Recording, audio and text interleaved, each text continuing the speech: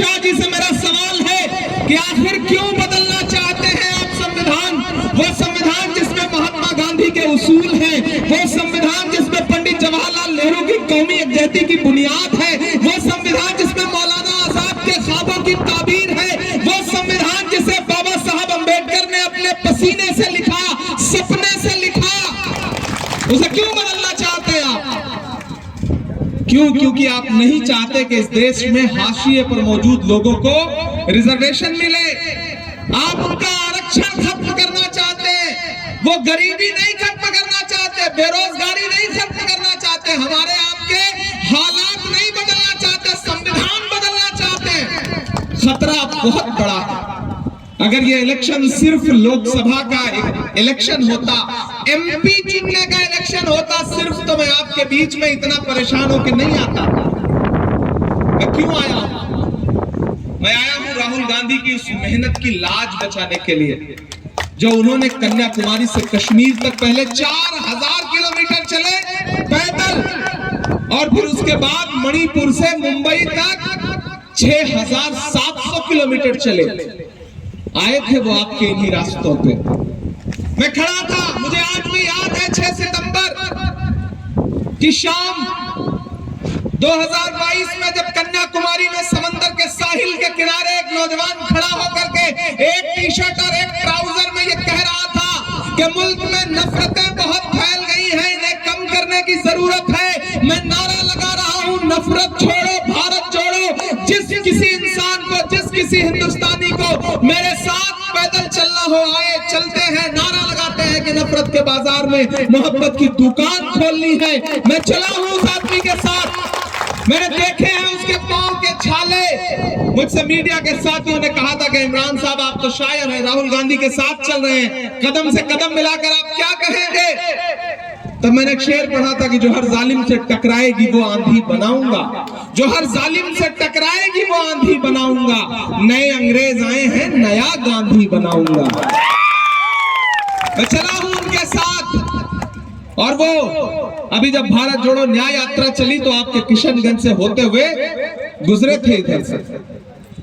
मेरे भाई, पार्लियामेंट का इलेक्शन सड़क, नाली और नल का इलेक्शन नहीं होता। पार्लियामेंट का इलेक्शन मुल्क का कानून बनाने का इलेक्शन होता है, आईन बनाने और बचाने का इलेक्शन होता है, जमहूरियत बचाने का इलेक्शन होता है। यहाँ डॉक्टर जावेद साहब खड़े हैं। 2 साल पहले जब मैं पार्लियामेंट पहुंचा तो 34 साल की उम्र में, बिल्कुल नया सा जब मैं पार्लियामेंट में पहुंचा, राज्यसभा में, तो मैं कार्रवाई देखने जाता था। तो मुझे लगता था कि यार देखो पार्लियामेंट में होता क्या है। बिल्कुल आपकी तरह गांव से निकल के मैं भी आया था। ये तो आपकी दुआओं का सदका था कि जहां जा करके लोग अपनी सियासत खत्म करते हैं, खुदा ने मेरी सियासत वहां से शुरू की।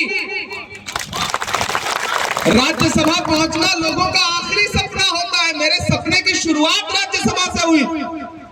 तो आपकी दुआ रही तो फिर सफर खत्म तो न जाने कहां होगा इंशाल्लाह। मैं जाता था, मैं सोचता था कि यार आया हूं नया राज्यसभा का सांसद चुन के, नया सा लड़का। सब हैरत में थे कि कांग्रेस पार्टी ने 34 साल की उम्र में एक लड़के को राज्यसभा दे दी। ये तो बिल्कुल सूरज इधर से उधर निकलने वाली बात थी। सब हैरान थे। मैं जाता था देखने, तो मैं सोचता था कि देखो कौन सा सांसद क्या काम कर रहा है।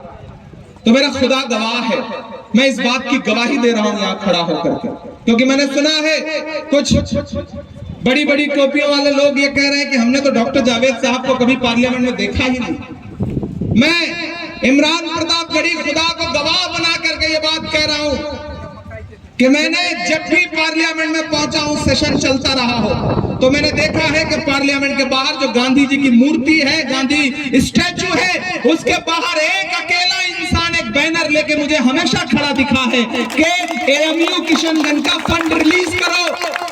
सरकार से मुतालिबा करता हुआ एक अकेला इंसान खड़ा दिखा मुझे। आपने तस्वीरें देखी होंगी डॉक्टर जावेद साहब की, वो तस्वीरें झूठी नहीं है, वो तस्वीरें फोटोशॉप नहीं है। डॉक्टर जावेद को मैंने अपनी इन्हीं आंखों से पार्लियामेंट में एएमयू किशनगंज के मुद्दे पर बैनर लेके खड़े हुए देखा है मैंने। तो जो आपके बीच में आकर के झूठ बोल रहे हैं, दरअसल वो मोदी जी से कम झूठे नहीं है। जितना मोदी जी उतना ही ये भी, दोनों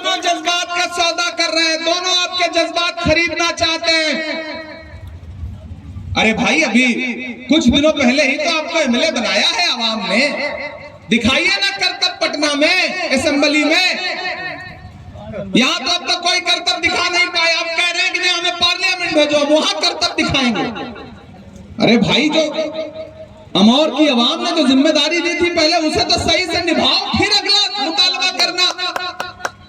ये डॉक्टर जावेद आपके बीच में खड़े हैं, कांग्रेस पार्टी के बड़े नेता हैं, सीईसी के मेंबर हैं, सेंट्रल इलेक्शन कमेटी के मेंबर। और ये इसलिए बड़े नहीं है कि इनका नाम डॉक्टर जावेद है, ये इसलिए बने हैं क्योंकि आप इन पे भरोसा करते हैं, वोट देते हैं, चुन के भेजते हैं, इसलिए पार्टी इनको बड़ा नेता मानती है। तो डगरुआ वालों, जिन दरख्तों को खुद लगाया जाता है उसे किसी परदेसी के कहने पे काटा नहीं जाता है, वरना साए के लिए तरस जाओगे, वरना आने वाले दिनों में साए